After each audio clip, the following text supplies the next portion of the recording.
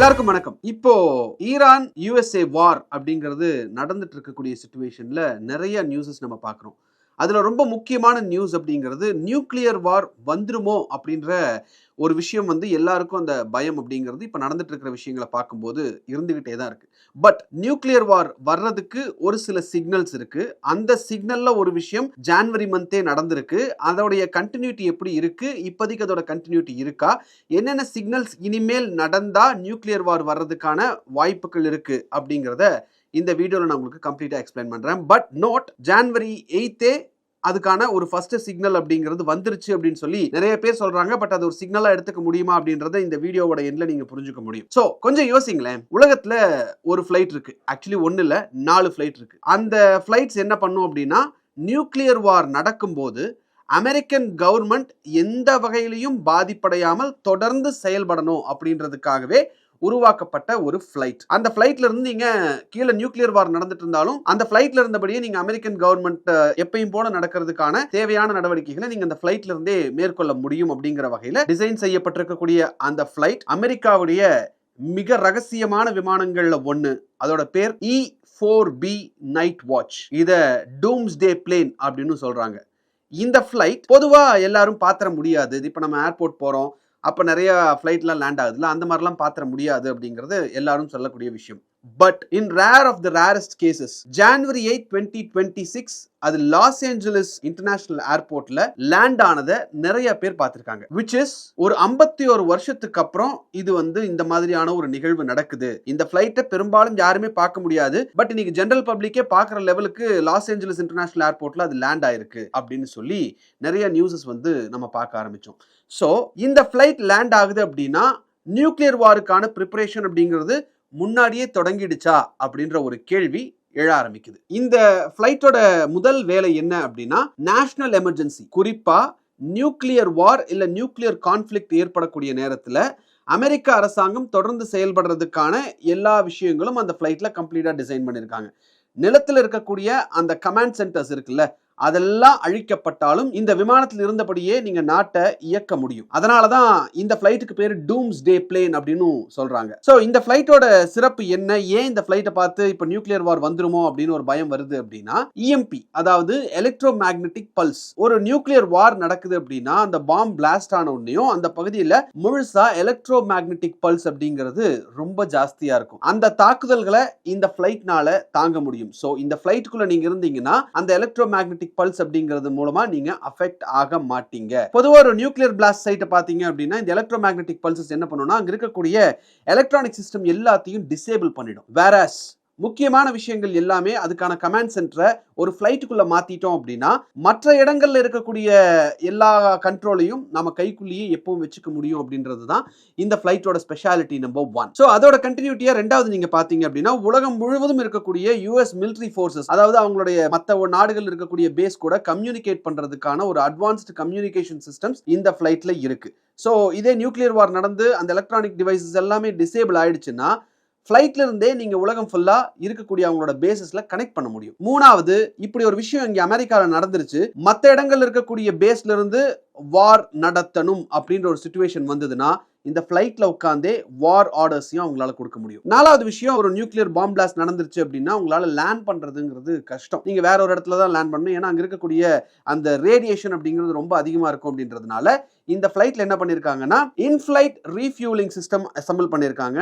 இதன் மூலமா நீண்ட நேரம், ஏறக்குறைய அரௌண்ட் ஒரு 72 ஹவர்ஸ் மேல இந்த ஃபிளைட்டால பறக்க முடியும். சோ which is around ஒரு 3-4 டேஸ்க்கு இந்த ஃபிளைட் லேண்ட் ஆகாம பறக்க முடியும். அஞ்சாவது முக்கியமான விஷயம், இந்த ஃபிளைட்ல military leaders, intelligence staffs and communication team உட்பட ஏறக்குறைய ஒரு 110 பேர் இந்த ஃபிளைட்ல அட் அ டைம் பறக்க முடியும் அப்படிங்கிறதும் இந்த ஃபிளைட்டோட ஸ்பெஷாலிட்டி. சரி, இந்த ஃபிளைட்டை இதுக்கு முன்னாடி யூஸ் பண்ணிருக்காங்களா அப்படின்ற ஒரு கேள்வி நமக்கு வரலாம். இந்த ஃபிளைட்டை இதுக்கு முன்னாடி யூஸ் பண்ணிருக்காங்க. எப்போ அப்படின்னா, செப்டம்பர் 11, 2001 ட்வின் டவர் அட்டாக் நடந்தப்போ கவர்மெண்டோடைய கண்டினியூட்டி இருந்துகிட்டே இருக்கணும், கவர்மெண்ட் ஆபரேஷன்ஸோட கண்டினியூட்டி தொடர்ந்து இருந்துகிட்டே இருக்கணும். ஸோ நம்ம பேஸ், அதாவது நிலத்தில் இருக்கக்கூடிய கமாண்ட் சென்டர்ஸை மட்டும் நம்பி இருக்க முடியாது. ஏன்னா பென்டகன்லேயும் அடிச்சாங்க.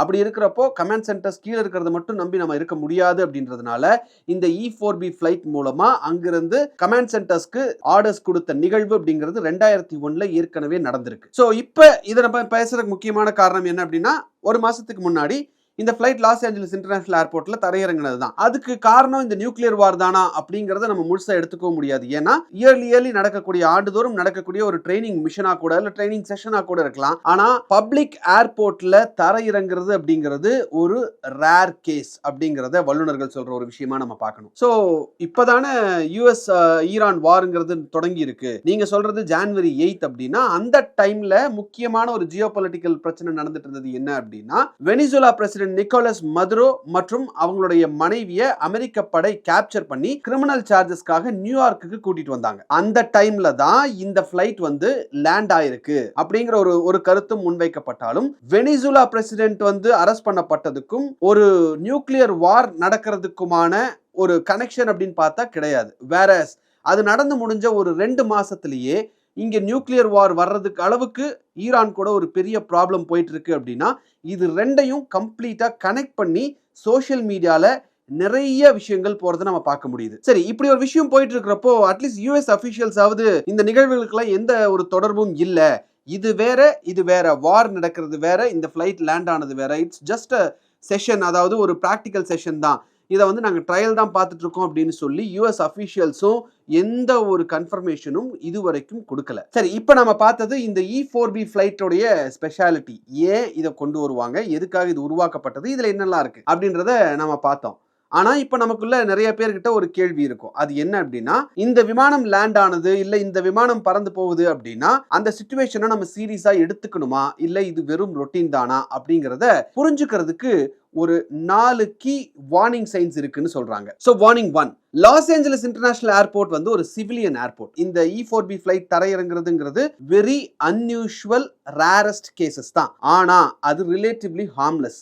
ஏன் அப்படின்னா கிளாசிஃபைட் ஜோன்ஸ் அல்லது கான்ஃபிளிக்ட்ஸ், வார் நடக்கக்கூடிய, அதாவது யாருக்குமே தெரியாத ரகசிய இடங்கள் அல்லது அரசாங்கத்துக்கு மட்டுமே தெரிந்த இடங்கள் அல்லது கிளாசிஃபைட் ஜோன்ஸ் அல்லது கான்ஃபிளிக்ட் ஜோன்ஸ், பிரச்சனை நடக்கக்கூடிய இடங்கள்ல இந்த ஃபிளைட் லேண்ட் ஆகுதா அப்படின்றத நம்ம கவனிக்க வேண்டியது இருக்கு. கான்ஃபிளிக்ட் நடக்கக்கூடிய ரீஜியனுக்கு நெருக்கமான இடங்கள்ல இந்த E4B நியூக்ளியர் வார தாங்கக்கூடிய விமானம் லேண்ட் ஆகுறதோ அல்லது அந்த இடத்தை கிராஸ் பண்றதோ அல்லது அந்த இடத்தை சுத்தி பறந்துட்டு இருக்கிறதோ பார்த்தா இத சிக்னல் நம்பர் 1 அப்படின்னு சொல்றாங்க. ரெண்டாவது வார்னிங் சைன் அப்படிங்கிறது எவ்வளவு நேரம் அந்த ஃபிளைட் வந்து பறந்துகிட்டே இருக்கு அப்படிங்கிறது. டியூரேஷன் ரொம்ப லாங்கா இருந்தது அப்படின்னா அரசாங்கத்தினுடைய முக்கியமான அதிகாரிகள் அந்த ஃபிளைட்ல இருக்காங்க, ஏதோ ஒரு பிளான் போயிட்டு இருக்கு அப்படின்ற மாதிரியான ஒரு விஷயத்தை நம்ம அதுல இருந்து புரிஞ்சுக்க முடியும் அப்படின்னு ரிப்போர்ட்ஸ் எல்லாம் சொல்லுது. அதே மாதிரி கீழேயே அவங்க வந்து இந்த மாதிரி டிஸ்கஷன்லாம் பண்ணலாம்ல, எதுக்கு பறந்துட்டே பண்ணணும் அப்படின்னா லேண்ட்ல கமாண்ட் சென்டர்ஸை பயன்படுத்த முடியாத ஒரு சிச்சுவேஷன் உருவாயிருக்கு, அது அவங்களுக்கு தெரிஞ்சிருக்கு, ஆனா வெளி உலகத்துக்கு இன்னும் இந்த தகவல் வரல அப்படிங்கறத குறிக்கக்கூடிய ஒரு விஷயமா இது இருக்கும் அப்படின்றாங்க. மூணாவது வார்னிங், ஜியோபொலிட்டிக்கல் கான்டெக்ஸ்ட். இப்போ உலகத்துல என்ன பிரச்சனை போயிட்டு இருக்கு அப்படிங்கிறதையும் இந்த ஃபிளைட் எவ்வளவு நேரம் பறக்குது, எங்கிருந்து பறக்குதுன்றதையும் நீங்க கனெக்ட் பண்ணி பார்க்கணும் அப்படிங்கறதையும் சொல்றாங்க. இப்போ ஜனவரி 8 லாஸ் ஏஞ்சல்ஸ்ல வந்து அது லேண்ட் ஆனப்போ வெனிசுலா ப்ராப்ளம் போயிட்டு இருந்தது. பட் வெனிசுலா ப்ராப்ளத்துக்கும் நியூக்ளியர் வாருக்கும் பெரிய சம்பந்தம் இல்லை அப்படின்றத நம்ம புரிஞ்சுக்க முடியும். பட் இப்ப நடந்துட்டு இருக்கிறது, ஒரு மாசம் 1.5 மாசத்துக்கு அப்புறம் இப்ப நடந்துட்டு இருக்கிறது யுஎஸ் ஈரான் வார் அப்படிங்கிறது அபிஷியலா நடந்துட்டு இருக்கக்கூடிய சிச்சுவேஷன்ல நியூக்ளியர் த்ரெட் அப்படிங்கிறது ரொம்ப பெருசா இருக்கு. ஈரான் அவங்க கிட்ட இருக்கக்கூடிய அணு ஆயுதங்களை விடணும் அப்படிங்கிறது தான் யுஎஸ் முன்வைக்கக்கூடிய ஒரு விஷயமாவே இருக்கு. அது ஒரு நியூக்ளியர் த்ரெட்டா மாறி அது ஒரு நியூக்ளியர் வாரா மாறுறதுக்கான வாய்ப்புகள் இருக்கு அப்படின்ற மாதிரி ஒரு சிச்சுவேஷன் இப்ப இருக்கு.